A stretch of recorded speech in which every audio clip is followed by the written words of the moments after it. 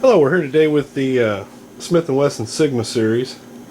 I've got two examples here. We've got the 40 caliber and the 9mm model. These are both the S&W VE versions. They have earlier versions. The F version, I believe, was the original, then the G, then the V, and the VE is the latest incarnation in these. This particular one is the 40. Show you that it's unloaded, and this is the one that you see the most often with the unpolished stainless slide. Of course, the composite frame. We're going to set that one aside. We're going to concentrate more on this one. This is the 9mm version. Show you that it's unloaded. There's no magazine in it. You also notice that the slide on this one is painted black. It's got a melanite coating on it. It gives it that black finish. The supposedly the story behind it being the Allied Forces model was this particular model was given to the Iraqi police force for use. The Sigma series is probably the most commonly talked about version on the internet, simply because everybody will tell you that the thing's an absolute piece of crap and that the trigger is absolutely horrible. Really, the trigger's not that bad if you're a wheel gun guy. I believe it's 11 pounds from the factory, and then it's got a long draw. It's a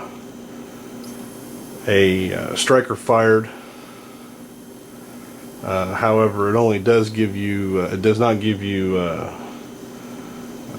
what a second pull capability, where if you have a misfire you can pull the trigger again and it'll re-engage the striker and let you strike that twice.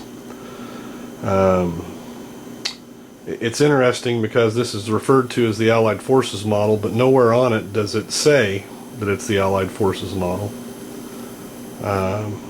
But it just seems to be kind of a little bit rarer than the two-tone version.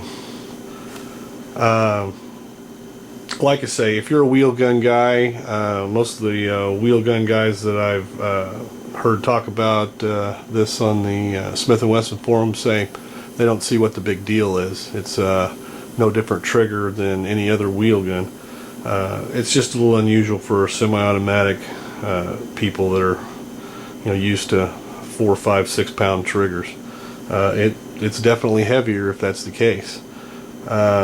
Interestingly, they'll tell you that these things are unreliable, wouldn't trust your life to it, and I really don't understand the logic behind that, because between the two of these, I've got somewhere in the neighborhood of 5,000 to 7,000 rounds through them combined. Not once have I ever had any failure, and the only way I was ever able to induce a malfunction was on this particular one, and that was after firing about 700 to 800 rounds and not cleaning the gun whatsoever. And then the malfunction I would get would be just stopping short of going into battery at about that point right there. Some of the features of this gun is it does have an integral rail. However, it is proprietary to Smith & Wesson. There is an adapter that is available to switch it to a Picatinny rail. However, that causes it to hang down that much further than whatever device you're adding to it. So it really, by the time you add a light and the adapter to it, you're hanging way down here. It's really not a functional rail. This one and the 40 both have Pacmar tactical grip gloves on them, and this helps, to me it helps quite a bit with the grip, just because this thing seems to get slick as your hand gets sweaty, and the grip glove takes a lot of that out of it. It does have a loaded chamber indicator. You can see the very back end of the round through the small little hole. Beyond that, its basic handgun, in my opinion, is probably one of the best values on the market, because it's gotten such a bad name. a lot of people shy away from it. I really don't know why. Supposedly the earlier models were direct copies of the Glock. The newer models, supposedly that got changed after Glock sued Smith & Wesson. I'll go ahead and show you, because all my videos are always about how to break this down, and I'll go ahead and show you how to break this down to field strip. With the Sigma series, the first thing you have to do, of course, is again make sure that the chamber's clear and that there is no magazine in it, which we've done. And I always routinely do this several times, simply because to field strip this gun, the first thing you have to do is pull the trigger and have it out of a decocked, in a decocked circumstance. And obviously you don't want anything in there when you're going to have to pull the trigger, because then you're going to end up with an accidental discharge if you don't. But the breakdown is fairly simple. Once you've ensured that it's clear, go ahead and pull the trigger.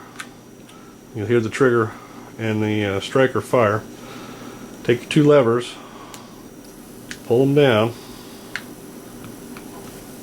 You have to get this thing about 1/8 of an inch past battery. Pull it down, push it forward.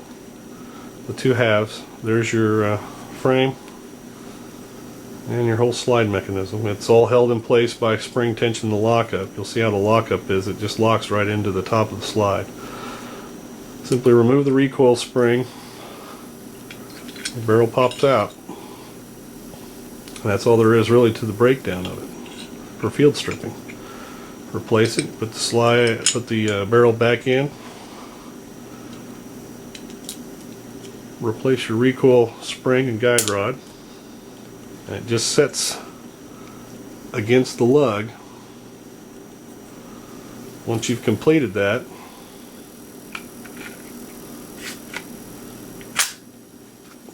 slide simply goes back on the frame and it's in place. You can see how it drops the barrel as the slide goes back. The only other mechanism to this is the slide release itself. It's recessed in there so that it can't be accidentally hit. A simple push of the thumb releases it. And that's really all there is to the Sigma series. Now Smith & Wesson has brought out a new series called the SD series. The SD series uses what appears to be the Sigma frame. In my opinion, one of the improvements they've made is they've gone to a standardized mil-spec type rail. After watching an interview with the Smith & Wesson rep from the SHOT Show, supposedly all of the trigger mechanism has been re-engineered and is completely different than the Sigma series. However, it just has what appears to be the same frame. They say that and also reading some posts from the guys over at the Smith & Wesson forum, they say that it is an 8-pound trigger pull. It is a consistent 8-pound trigger pull. The other difference with the SD series comes up in the slide area. Instead of the straight slab slide, it's got what appears to be an M&P Style Slide. I'll leave it like that because I don't think it's an actual slide off an M&P, but it's got the it's got the cutouts similar to the M&P slide, and it looks a lot like the M&P slide. Another improvement they made is with the sights. The sights on the Sigma series are plastic, and they don't really hold up very well to me. Both on the 40 and the 9, particularly the front sight, you can see where they've been worn down from getting hit and holstered and banged around. The sights on the SD series are steel. The front sight also has a tritium insert. The back sight is still a 3-dot setup with the 2 dots on it, but they are steel sight.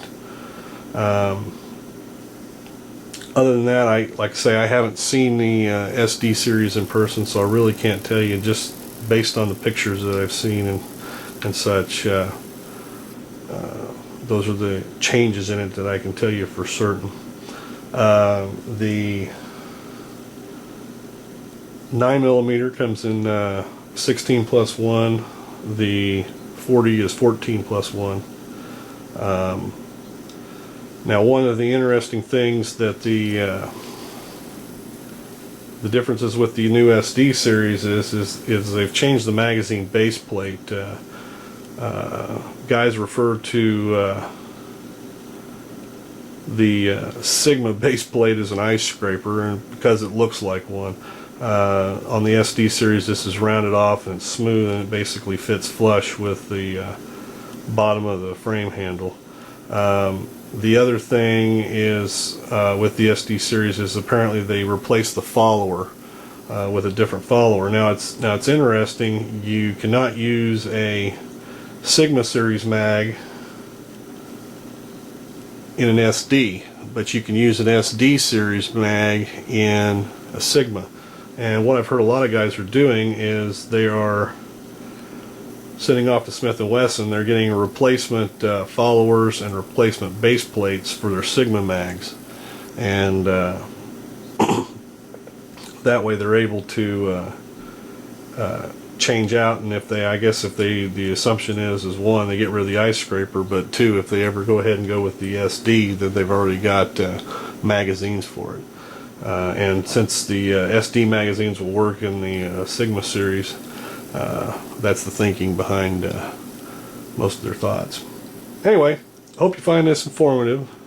Like I say, I didn't really go into a lot of the breakdown on it because there's a lot of videos out there. I want to talk more about some of the fallacies to what you hear on the internet is worth what you paid for it. Some of the fallacies to this gun, like I say, both of these have been ultra reliable. Like I say, I've never had a misfire. I've never had a stovepipe.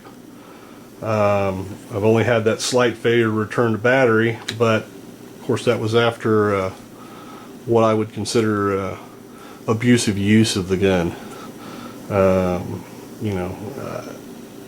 How many guns out there are going to start misfeeding when they've had 800 rounds through them and not been cleaned?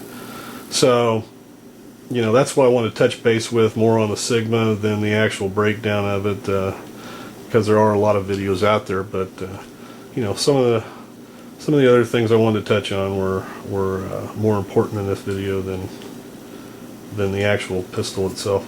Anyway, hope you find it interesting. Have a good day. We'll talk to you later.